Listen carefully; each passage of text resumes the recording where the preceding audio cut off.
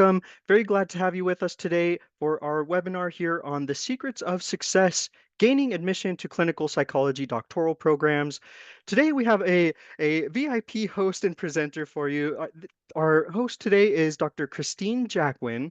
Dr. Jacquin is our Dean of Curriculum and Innovation, has also been the Dean of our entire School of Psychology when we had that structure here at Fielding Graduate University, and has been leading and facilitating graduate admissions to doctoral programs for several decades, so has a ton of experience in this area, and is a licensed clinical psychologist with specializing in both forensic and neuropsychology, and does both private practice and works in of course, higher education. So very pleased to have Dr. Jacquin with us here to share more information on this very important topic. So Dr. Jacquin, with that all said, I will go ahead and hand things over to you. Thank you so much, Brian. Thank you for that lovely introduction. Hi, everyone. I am so excited to be with you today to talk about the secrets to success for getting into clinical psychology doctoral programs.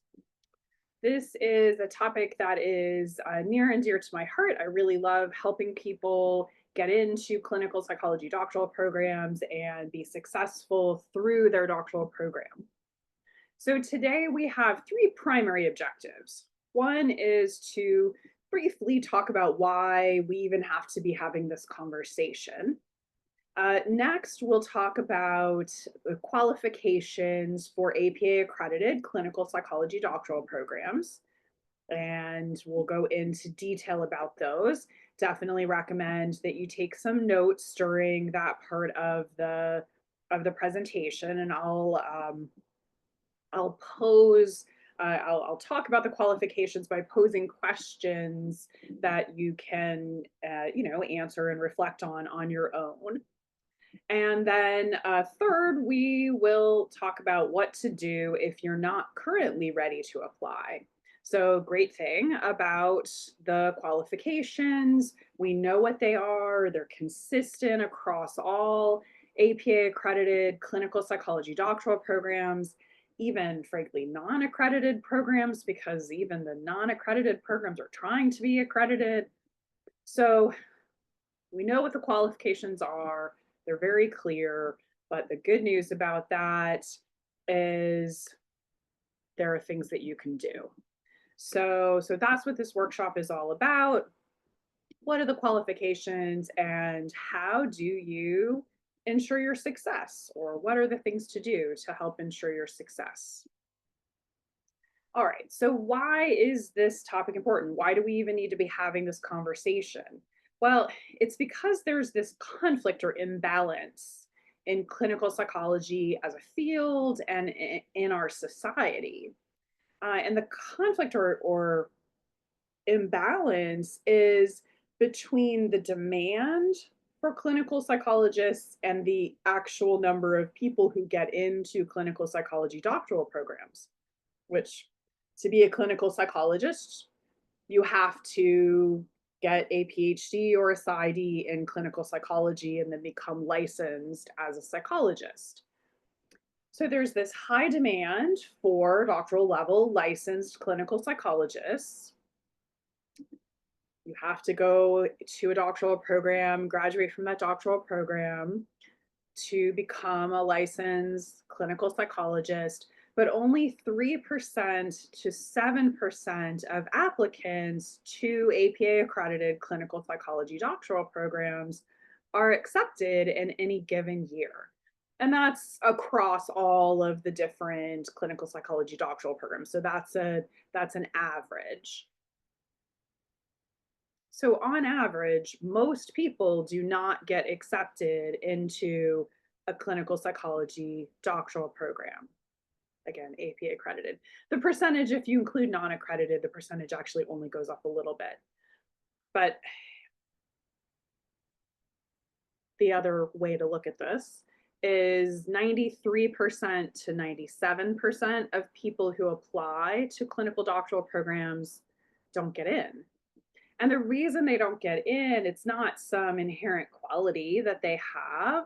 It's because there are very specific qualifications. Most people don't know. They're not a secret, but most people don't know about them. and you have to have them. It's not optional. It's not like, you know, you have some highlights of your application, but you don't meet even one application requirement. You're not going to be admitted.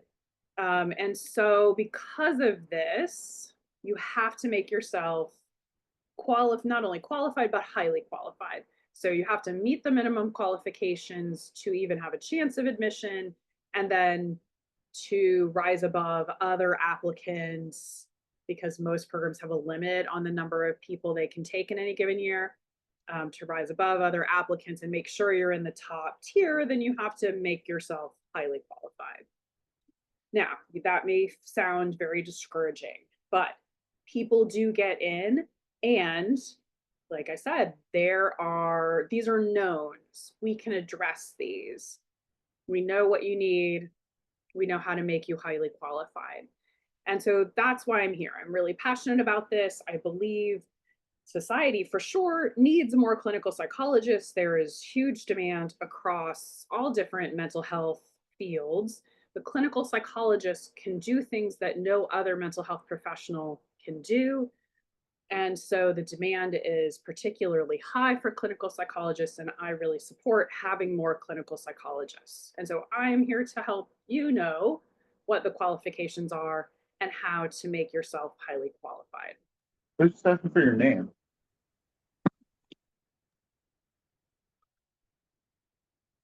So when clinical psychology doctoral admissions committees look at your application, what they're looking for, kind of in a big picture sort of way, is applicants who will successfully complete their program in a reasonable amount of time, 5 or 6 years, and go on to become licensed clinical psychologists. Now, it's clinical doctoral programs' responsibility to ensure that the applicants they admit are able to finish and become licensed as a health service profession.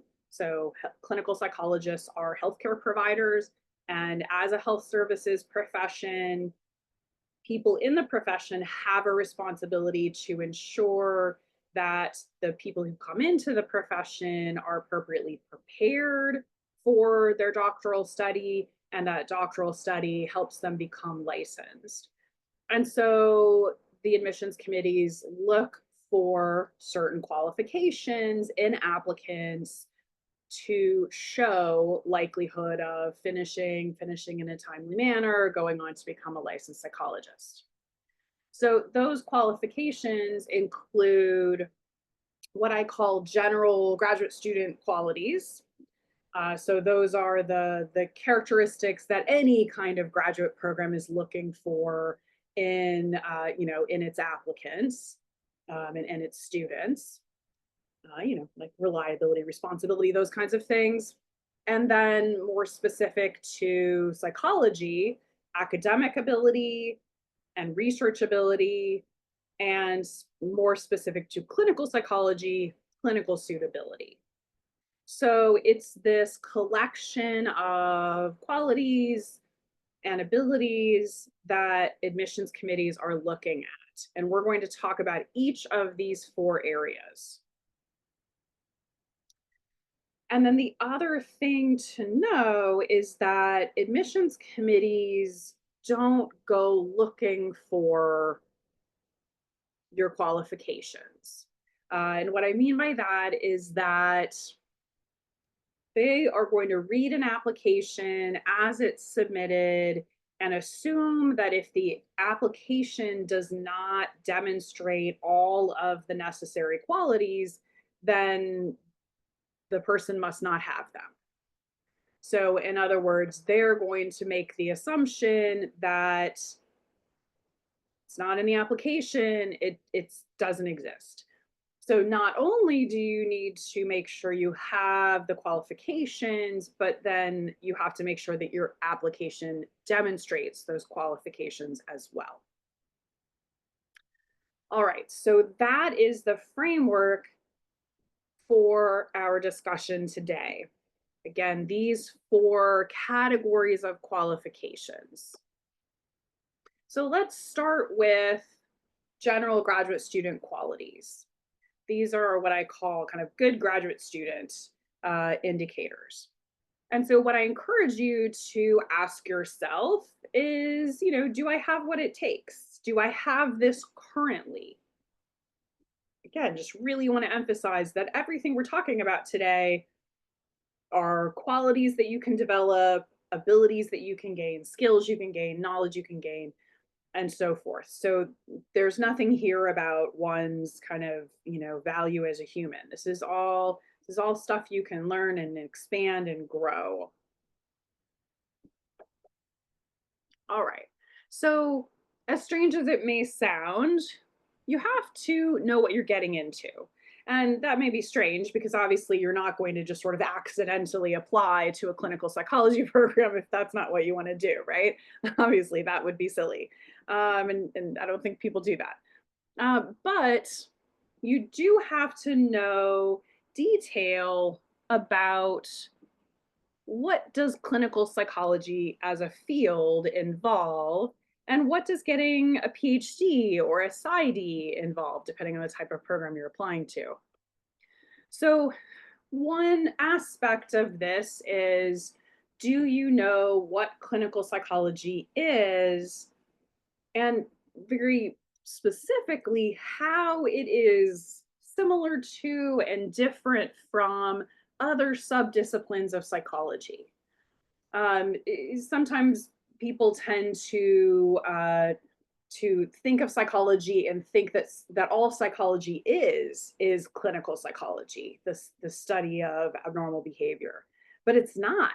Psychology is a very broad discipline that involves multiple subdisciplines, everything from cognitive psychology and social psychology and personality psychology, industrial organizational psychology, many, many disciplines that are not at all clinical in nature, that are not at all what we would call mental health fields. And then there are the mental health fields: clinical psychology, counseling psychology, school psychology. So you have to know what clinical psychology is, how it's different from other subdisciplines of psychology, and then how it's different from other mental health fields.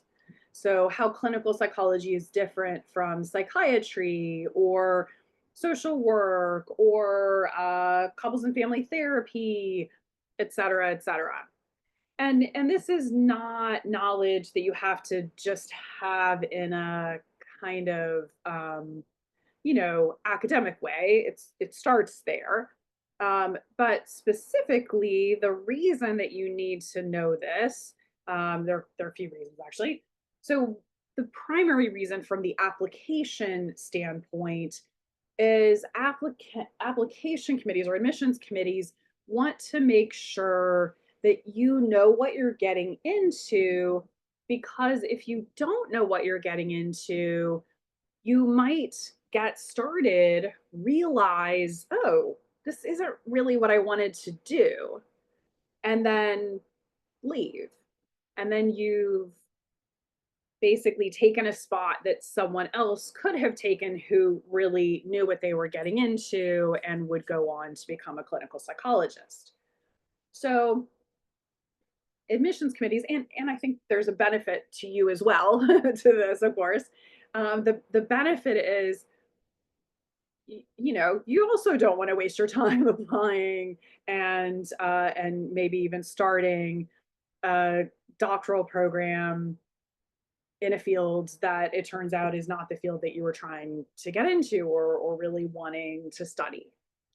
So that's why it's useful both for you and for the programs that you're applying to make sure that you know what the field is, what it involves, how it's similar to and different from other fields, so that you're making a choice that you really intend to make. And then you need to know what a PhD program is or what a PsyD program is, depending on what you're applying to. And everything that I'm saying today applies to both PhD and PsyD programs.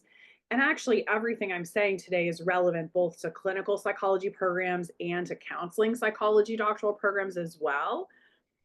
Even though I tend to focus on clinical because it's more competitive to get into than counseling psychology, and the fields differ somewhat in their focus, but the qualifications are still there. So you have to know the type of degree that you're going for, and again, you obviously want to make sure it's a fit for what you want to do. So a PhD program, for example, is a research degree.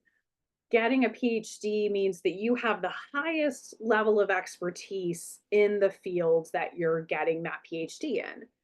And a PhD is different in any field. A PhD is different from like a master's degree or a bachelor's degree in that field because of it being a research degree where you not only can read and understand the science of the field that other people have produced, but you also can generate new knowledge.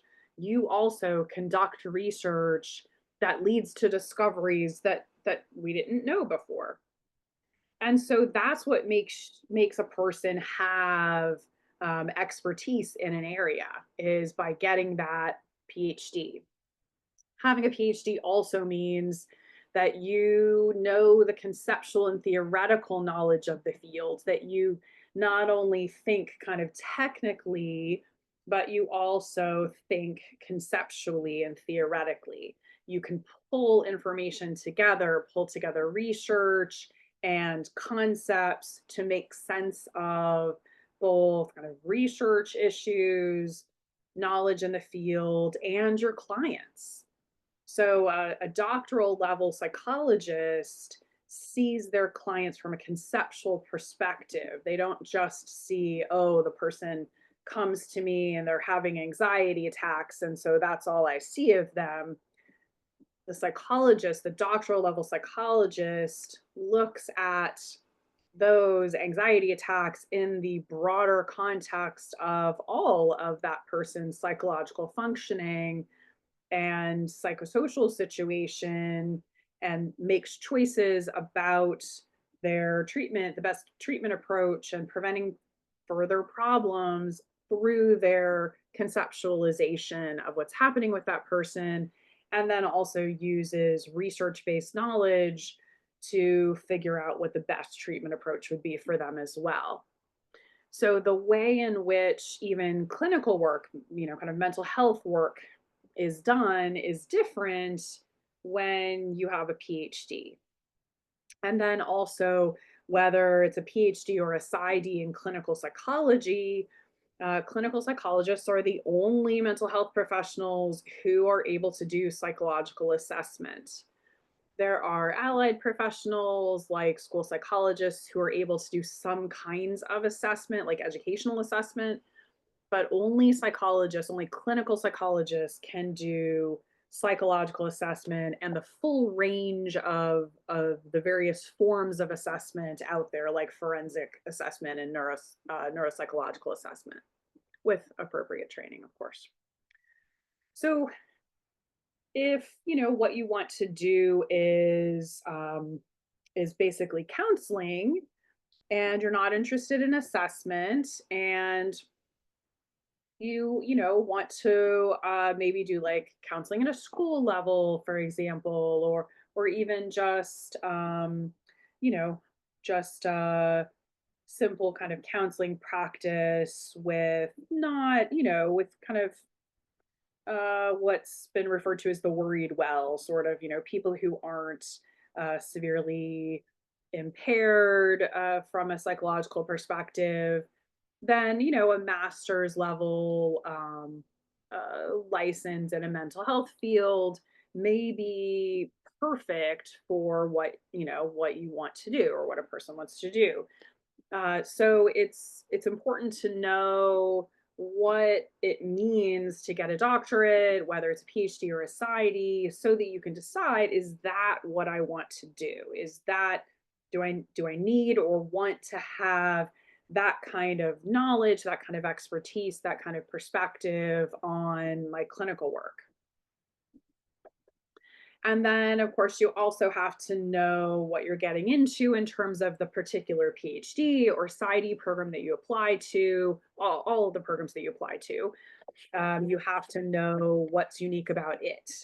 Now, any APA accredited program and really any program that leads to licensure, again, as a health services profession, is required by law, required by professional ethics, required to teach you the same kinds of things. So you get the, the discipline specific knowledge of the field, the clinical professional competencies, the research expertise. So that's not going to differ from program to program. So the things that are going to differ from program to program are going to be things like the faculty and the expertise of the faculty. So if you want to do research in a particular area, it's great to have a faculty member who has expertise in that area that you want to work in, so that you can get the very best kind of mentoring from them. What kind of clinical training opportunities do they have? What's their learning model? So like Fielding's clinical PhD being distributed, for example, that's a different kind of learning model.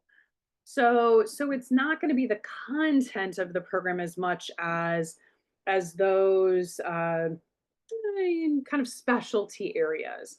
On that note, some programs have concentrations that you can focus on as well, not to the exclusion of the core knowledge and skills that you have to gain, but in addition to. And so that may be something that makes a program appeal to you. So all that to say, you have to know not only what you're getting into in terms of the field, the degree level, but also in terms of the specific programs that you apply to. So this is a really easy one if you don't know any of these things. So if you don't know about clinical psychology, or you're not confident how clinical psychology differs from other fields, you can learn through courses, you can learn through mentoring. Fielding has the post-bac program, the clinical psychology certificate program. We provide you with everything that you need to be ready for a doctoral program and be successful in applying to a doctoral program. But specific to this point, the program gives you knowledge of the field of clinical psychology and really in-depth comparison to other subdisciplines of psychology, or excuse me, other subdisciplines of psychology, specialties within clinical psychology, and comparison to other mental health fields, and then knowledge of PhD programs, PsyD programs, and different learning models. And we also help you with your application, give you feedback about whether you're showing your qualifications. And then, of course, learning about programs of interest is far easier than it has been ever in the past. There are, typically a fairly standard amount of information on any program's website. Now, you might wonder, well, how do you get to, figure out what programs are of interest to you? There's two recommendations that I have. One is there's this book called The Insider's Guide to Graduate Programs in Clinical and Counseling Psychology. A new version comes out every couple of years. Again, it's called The Insider's Guide to Graduate Programs in Clinical and Counseling Psychology. And it lists all the APA accredited programs, or most. It doesn't always have all of them, but it lists most of the clinical and counseling psychology doctoral programs that are APA accredited. And then the American Psychological Association has a guide to graduate programs in psychology. The Insider's Guide you can get on like Amazon or any kind of online bookseller. APA Books sells the American Psychological Association's Guide to Graduate Schools in Psychology. Now it has way more information because it has all areas of psychology, not just clinical and counseling psychology, and it has all different degree levels, the graduate degree levels. So it has a lot more options. The Insider's Guide narrows you in on clinical and counseling psychology programs that are, again, APA accredited. So yes, let me actually put that. It's called the Insider's Guide to Clinical and Counseling Psychology. I think it's doctoral programs. And then the APA Guide to Graduate Programs in Psychology. Yes, you are welcome. And so then once you kind of, use those various guides to kind of narrow down your list of potential programs, then you can go and explore those programs' websites because, every program now has lots of information online. All right, so the next question to ask yourself is, am I really committed to this profession? Do you see yourself as a future psychologist, future clinical psychologist? Now that might manifest in different ways in addition to just kind of thinking of yourself that way. It could also mean that you belong to a professional psychology organization like the American Psychological Association as a student affiliate. Do you read journal articles in the field of psychology? That is how new discoveries in psychology, research discoveries get out there to the world, is through journal article publications. There's a lot of well, pretty much most journals have a website. And even if full text of their articles is not available on the journal's website, you can read the abstracts to get an idea of what's going on. I'm getting ahead of myself a little bit, so let me go ahead and get ahead. So if you are not sure if you're really sort of living that commitment to the field, first, of course, there's no right or wrong answer here. If clinical psychology is not the path that you want to take, then that's okay. Figure out what you do want to do. But if clinical psychology, or you think something in this area is what you want to do, then work to identify your professional goals and then plan for them. Commit to yourself. And in doing so, commit to the profession.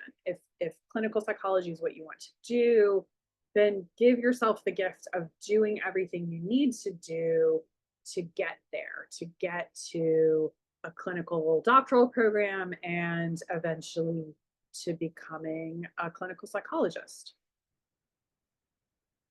Join the American Psychological Association as a student affiliate if you are a student or you become a student. Join the clinical division or other relevant divisions, like if you're interested in forensic psychology, Division 41, which is psychology law, Division 40, clinical neuropsychology, and there's a whole host of other divisions covering a broad range of interest areas within the field of psychology, broadly speaking. The reason to join a professional organization is to start being part of the profession, even as an affiliate or student affiliate.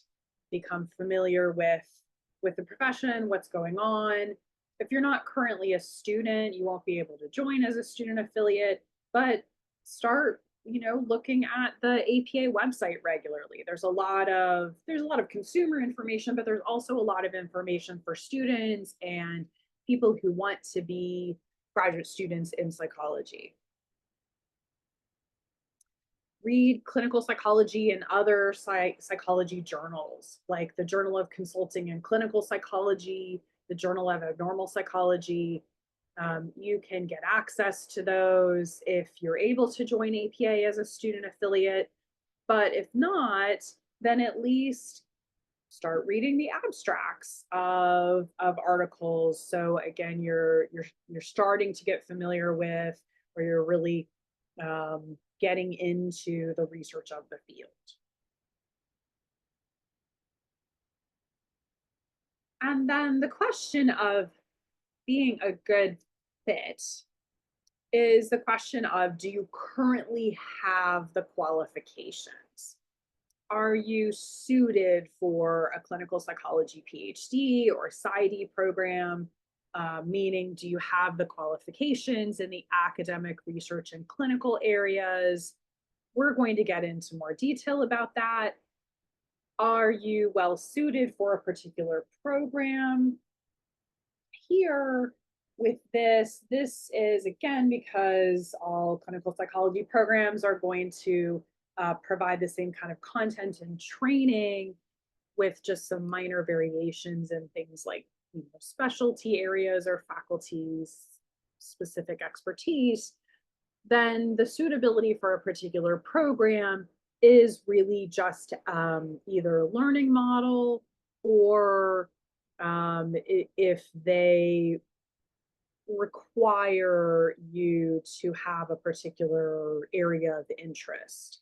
So it's important to know that some clinical psychology doctoral programs, particularly PhD programs, have what's referred to as a mentor model. And a mentor model is one where you first have to be accepted to the program, and then you have to be accepted to work with a particular faculty member. So in a mentor-based programs, mentor model programs are very research oriented. Now remember I said that every clinical psychology doctoral program has to provide you the same kind of content and training. So they still have to, provide all of the, the academic research and clinical training that's needed. But some programs are really, really heavily oriented toward research. You still get good clinical training there, but they also really emphasize research. Those programs are the most likely to be mentor model programs, where you get accepted to work with a particular faculty member in a particular area of research. And so suitability for that kind of program means that you want to do research in the area of a particular faculty member. And then of course they have to have an opening in their research lab. So I just want you to be aware of that in case you are interested. Like if you want a research or an academic career after graduate school, then going to a mentor model program can make sense. It's not necessary, but it can make sense. Now, the vast majority of clinical doctoral programs are not mentor model programs. So if that doesn't sound that interesting to you, then you don't have to worry about it. Most of them are not. That insider's guide that I mentioned, one of the reasons that I really like it as a recommendation for people who are looking at programs is that it gives this kind of rating scale from 1 to 7, where on one end of the scale is the more research oriented programs, and the other end of the scale is the more clinically oriented programs. And then again, all of the programs have to provide the same kind of basic content, but they might emphasize some of that content more than others. And so those ratings can be very helpful for you If you know you want to do, more research oriented, or you want to do more clinically oriented, you can pick programs that fit that. And those ratings are made by the programs themselves. So, like fielding is pretty much right in the middle, as are most programs. PsyD programs tend to be more heavily clinically oriented. Some PhD programs are as well. And then a small number of PhD programs are more heavily research oriented. So you just have to make sure you pick the program that is the right fit for you and what you're interested in, what your career goals are. And then, of course, you have to um, express that fit in your application. And then other aspects of fit are, being prepared, committed, and disciplined. We've talked about committed. Disciplined is really about, being responsible, doing your work, that kind of thing. Good graduate student characteristics. And prepared, we'll talk about that in subsequent slides. Now, if you're not sure about your fit, so this is kind of a recommendation for all of the things we're talking about today, and that is to self-reflect on your strengths and weaknesses. Ask other people who you trust to give you an honest assessment for their input.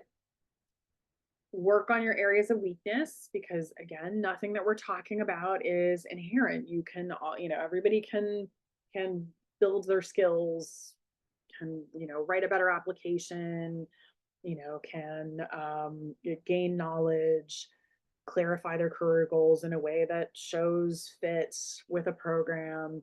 All of this is possible to boost up.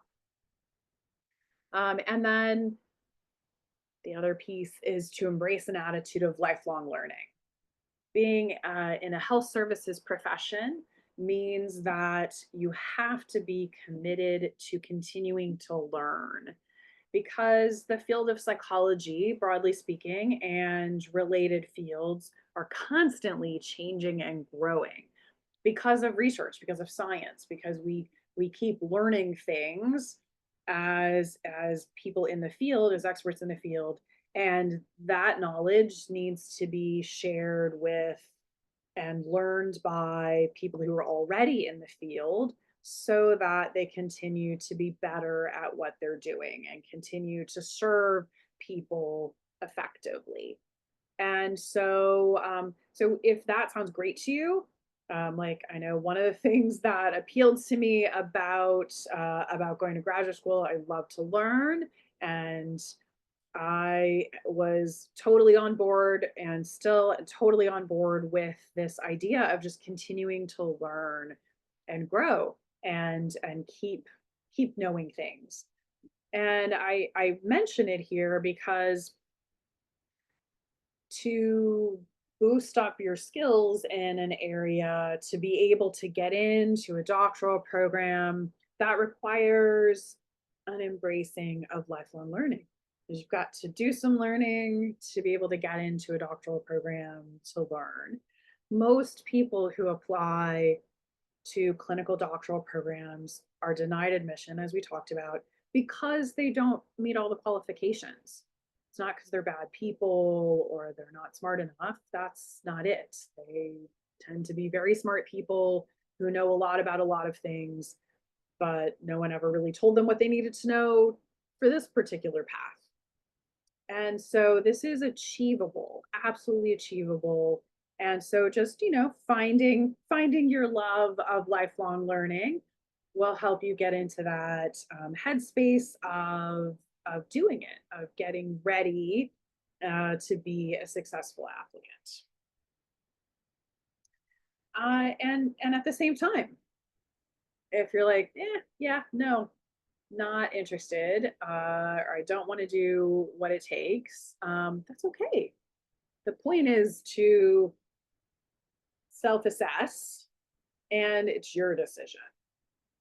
If you don't want to go down the path, don't go down the path. We're here to help. Choose programs that fit for you your choice, what programs you apply to. And then you have to make sure you show your fit to the program. So not only does your application have to reflect your qualifications, it also has to reflect your fit with them. Why they're a good fit for you, why you're a good fit for them, why what they have to offer will help you achieve your career goals. And then, of course, check program requirements and enhance as needed. I point this out because there are some programs that require a certain kind of set of courses taken before you apply. So every program, every doctoral program you apply to is going to require that you have psychology knowledge, but you don't have to have been an undergrad psychology major. In fact, most programs, you just have to have the specific psychology knowledge that we're going to talk about today. But occasionally there are programs that do require something specific. I was working with a student recently who needed to have taken a developmental psychology class because the program she was applying to is a very kind of child clinically oriented, like a pediatric clinical psych program. So that totally made sense. And she happened to be in our post-bac program, the clinical psychology certificate program. So I got her enrolled in our developmental psychology class. That took care of that. So just make sure you know if you're really interested in a particular program, make sure you check their specific requirements, if there's any kind of prereqs they have for applying, and make sure you take care of those. All right, so now we're going to shift from the good graduate student qualities to the three key components of a clinical psychology doctoral program: the academic piece, the clinical piece, and the research piece. So we'll start with the academic piece and the question of, do you have the academic ability or have you demonstrated the academic ability? So this starts with academic preparation, which means kind of what you've done already academically in school. So this includes evidence of academic success. Doctoral programs will look at your undergraduate grade point average. And, we know even admissions committees admit that undergrad GPA is not perfect, not even close to it. They still look at it. It's still kind of a standard expectation across clinical psychology doctoral programs, across doctoral programs in general, that the undergraduate grade point average is emphasized. Now, the good news is that if you had a not so great undergrad GPA, or if it was good at some point but not good at other points, that you can make up for that with a year in a rigorous graduate level program. I'm getting ahead of myself again. I'm getting to the solution slide already. So I'll just stop at that for now and come back around to it. But so programs are looking at evidence of academic success in psychology. So they're looking at your undergraduate grade point average no matter what your major was, but they're also specifically looking at academic success in psychology as well. They want to see coursework in some coursework in psychology. Again, it doesn't have to be a psychology major, but some coursework in psychology and in clinical psychology. So like an abnormal psychology or psychopathology class. Coursework in statistics and research methods.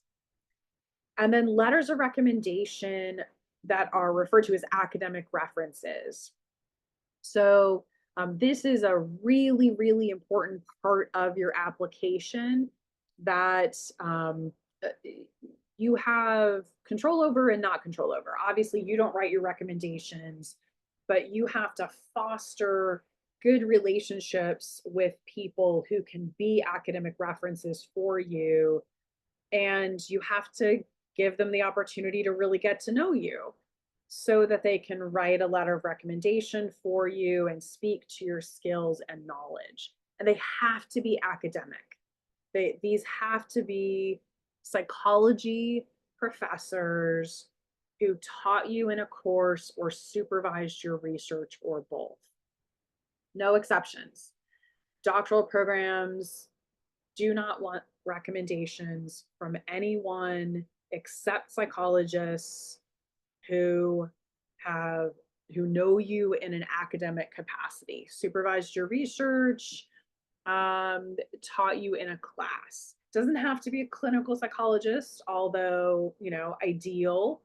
If at least one or two of your academic references is a clinical psychologist, but they have to have a PhD or a PsyD in psychology, taught you in a class, or supervised your research and know you well enough to speak to your ability to be a doctoral student. So, what if you need to boost any of these areas? Well, as I was starting to say before, if your undergrad GPA is not great, if you had an undergrad major that is not in psychology or not related to psychology, raise your grade point average through a graduate program, a rigorous graduate program in psychology, ideally clinical psychology, like our post-bac program, for example. You need at least a year in a graduate program. Doesn't have to be a graduate degree, just a year in a graduate program. Again, ideally clinical psychology, definitely psychology, not an allied mental health profession, so not counseling. If you want to go into clinical psychology, not counseling psychology. And counseling psychology and counseling are actually two different fields, also just important to know that. So get that psychology knowledge. You don't have psychology academic coursework if it's not taught in a psychology program, in a psychology department. So again, those counseling courses, couples and family therapy courses, social work courses, certainly those are allied professions, meaning that they're within mental health, but they're not psychology. They are different academic disciplines. So you've got to have that psychology academic coursework. So if you've got to raise your grade point average already, then do it in a graduate level psychology program. Even if you don't need to raise your undergraduate GPA or have an alternate grade point average from your undergrad GPA, if you need to take psychology courses, then take challenging graduate level psychology courses. If you don't have research methods in psychology, psychology statistics, some kind of general psychology courses, psychopathology or abnormal psych, take it at the graduate level because it will show your ability to be successful in graduate level courses. And then also, if you don't have that psychology, those psychology related academic references, this is also a way to get them by taking challenging graduate level psychology courses. Get to know your professors, make sure they know you, so you can get those letters of recommendation that you've got to have.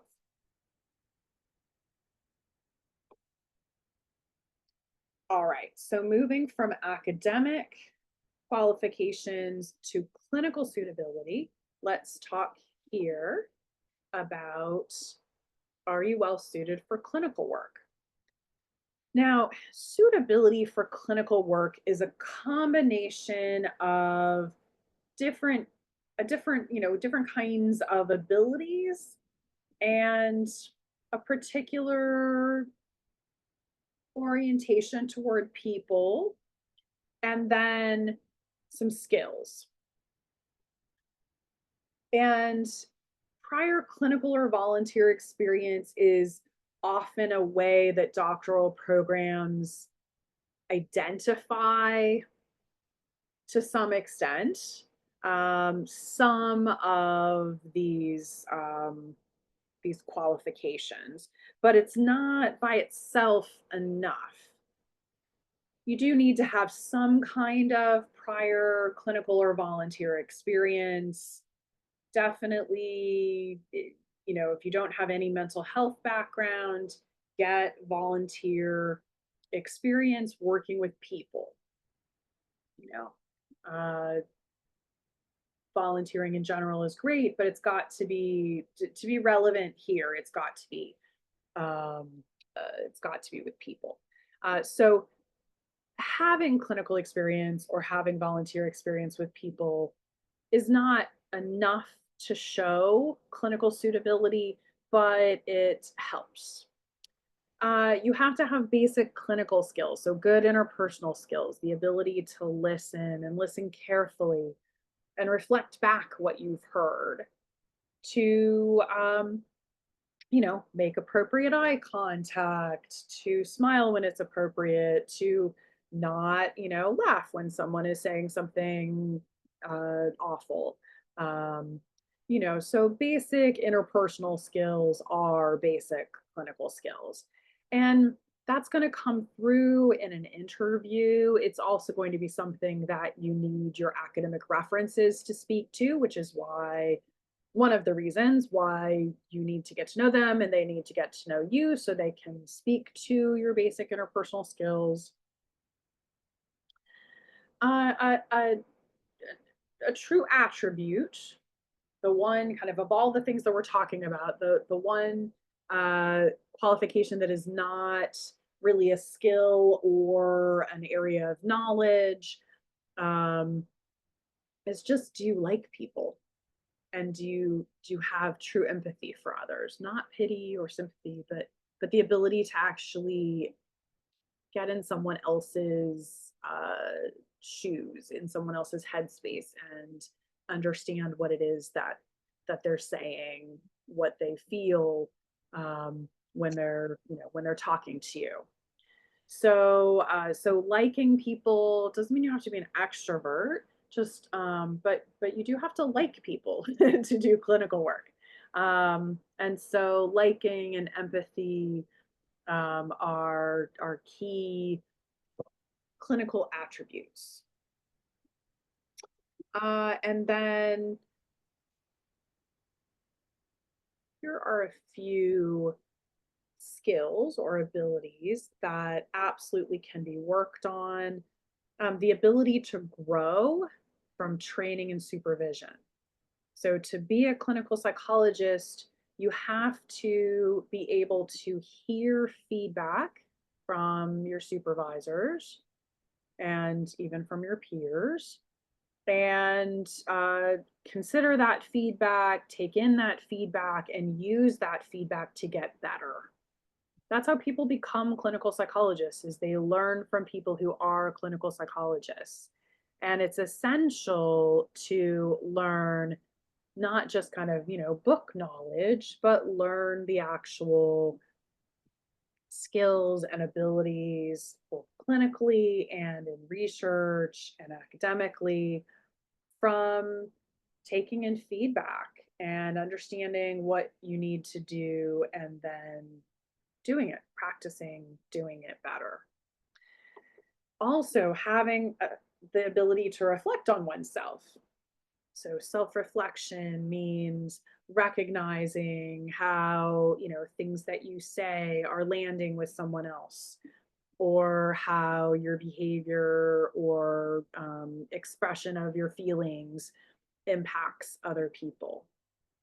Being able to recognize one's effect on other people is essential for being a clinical psychologist doing clinical work, because we have to recognize that our clients respond to not just what we say, but also, kind of how we behave, and the way that we say things, and subtle things that we do. Even how we look can affect our clients. It's not to say that any of that is wrong or we're doing anything wrong. It's just normal. It's just human that that clients respond to us, and we need to recognize that response and use that to help them. And so you have to go into a doctoral program having the ability to self-reflect. Doesn't mean you have to be perfect at it. You definitely will get better at it as a doctoral student.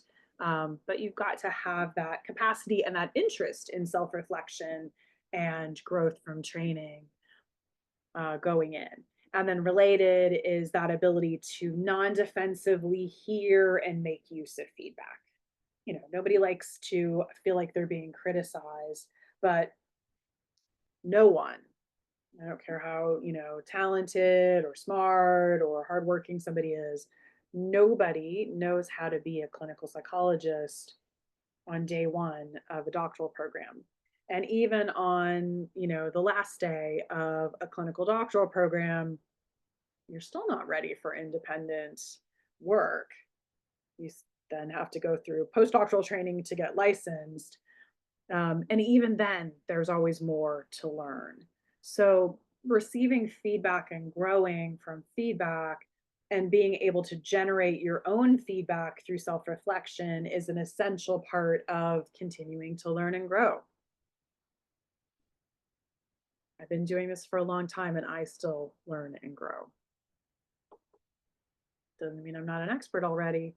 It's just part of what this field involves, which is an exciting part to me. Hopefully to you too. It can be a little scary at first. That's understandable for sure. But it can also be really exciting. All right, so what if you're not sure about your clinical suitability, or you think maybe you need to do some work here? Well, certainly you want to reflect on your interest in clinical work. Do you like people? Do you feel naturally inclined to feel empathy for others? These are things you can work on if you want to. Also, assess your clinical skills. Ask for input from people you trust to give you an honest opinion. And again, here we're talking about your basic interpersonal skills. Gain clinical experience or volunteer experience. Get supervision in that experience. Seek feedback and work to improve. If you're in a mental health field already, seek consultation from someone else. So even if you no longer need to have supervision, as a requirement, you can still seek supervision, seek consultation, get open to getting feedback and get feedback from someone who's more experienced than you. If it's a volunteer experience, find a volunteer experience working with people where you can get feedback from someone who's been doing it longer. And then again, work with faculty so they get to know you, and work with at least one faculty, if not more, who are clinical psychologists, because they'll be more attuned to looking for your interpersonal skills and things like, the extent to which you show some empathy for others, your responsivity to feedback, your tendency to self-reflection. Those are all things that need to be addressed in a letter of recommendation from your psychology professors. That is one of the key pieces of information that comes from your academic references. All right, so now moving to our final of the 4 areas that we're going to look at, and then we'll open it up for questions. And this is researchability. So there's a kind of underlying skills area of research. So are you well suited for research? This is purely about having skills needed to start a doctoral program. These are all very much skills that you can gain. So critical thinking skills, meaning being able to to look at a situation or look at information and evaluate it logically and with reasoning rather than and with evidence like research, and not just kind of making a quick, snap judgment about things. So critical thinking is really necessary for all doctoral work, PhD or PsyD work, because to be an expert, you have to have that objective way of thinking, that way of thinking with logic and using evidence. And so, sharpening your critical thinking skills is essential for getting into a doctoral program. Likewise, scholarly writing skills are essential. You have to be able to put your critical thinking into writing. You have to be able to just to read and understand written research, journal articles, and write about what you've read in your own words, and then use that to develop your own research ideas. And then you have to have actual research experience in a psychology research lab. Absolutely essential. All of these things are absolutely essential for getting into a doctoral program, whether it's clinical psychology, PhD or PsyD program, or counseling psych, PhD or PsyD program. You have to have research experience in a psychology research lab. This means you have to have experience working under the supervision of someone with a psychology PhD, ideally clinical psychology, but it doesn't have to be any psychology PhD. But working under that person's supervision, you have to be involved in designing research and carrying out research and disseminating the results of research. You have to present research at conferences or publish research in journal articles. That's how you show, that's how to best show that you really have learned from your research experience in a lab. Now, if you are interested in a PsyD program, you have to have research experience in a psychology research lab for at least 2 full semesters or a year. You don't necessarily have to present or publish if you're aiming for a PsyD, although doing so will definitely elevate you above other applicants. And the ideal thing is you want to be so qualified that they can't turn you down, right? Because you're so high in the kind of applicant pool in terms of your qualifications. Now, if you're going for a PhD program, you've got to have research products. So not only do you need at least a year of research lab experience in a psychology research lab, but you also have to have conference presentations and or publications, research publications. All right, so this is the area of all the areas that we've talked about. I would say kind of needing to boost an undergrad GPA or needing psychology coursework is one common area that people need. The other is research. So what do you do if you are not yet qualified in the research area? Well, start by reading research. We talked earlier about how you can look at least the abstracts of journal articles, start becoming familiar with psychology research, even if you can't access the full articles. Although some, if you use like Google Scholar, you can find some articles in full text online. Take statistics, take psychology research methods courses if you haven't taken them before, or if it's been more than 5 or so years. Knowledge in psychology is considered kind of outdated after about 5 or 6 years. So that's why the whole lifelong learning thing is important. So, so if it's been a while, or if you've never actually taken a psychology statistics and psychology research methods courses, take those. The post-bac program that I mentioned earlier, the clinical psychology certificate program, does include a statistics course in psychology, a research methods course, and we also have a research lab. And that's because it is so hard to get research lab experience if you're not in, uh, particularly if you're not in an undergrad psychology program that has a very research oriented, um, set of faculty. And even if you are, um, those spots can be hard to get, and yet you've got to have it to get into a doctoral program. You've got to have that hands-on research lab experience working in the research lab of a psychology professor. Super important, really gives you not only lots of real life research skills, but also prepares you really well for a doctoral program. And then, ideally you get one of your academic references from that research supervisor.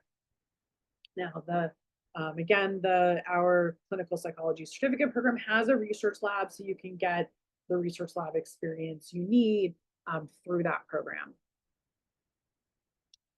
All right. So, what I recommend doing next, I mean, next we're going to take questions, but personally on your end, I definitely recommend doing a self-evaluation of your readiness.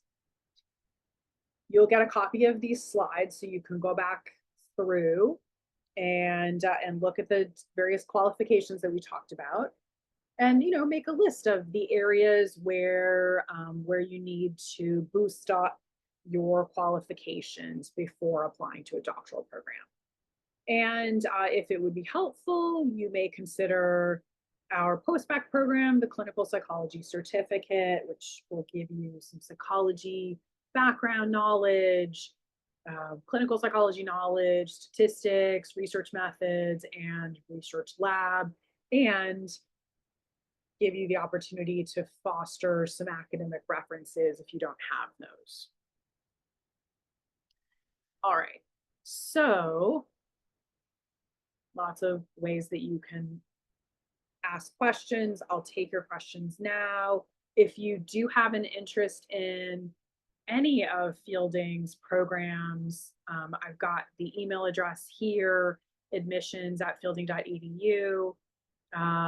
If you have specific questions about the post-bac program, Dr. Williams is our contact now for that program. C. Williams@fielding.edu.